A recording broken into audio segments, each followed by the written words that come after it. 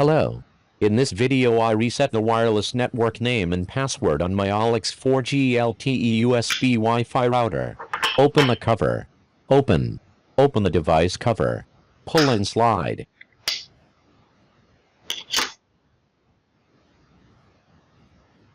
Reset. Reset button.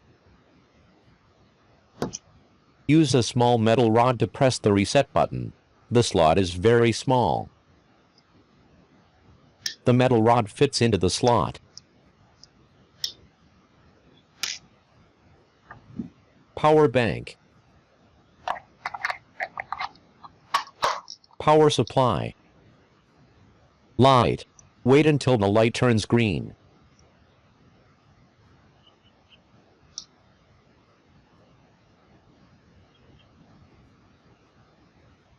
The light has turned green.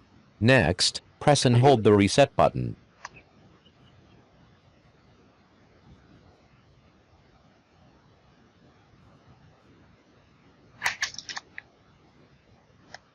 Wait until the light turns red. Thank you for watching. Don't forget to like and subscribe. Done. Good luck.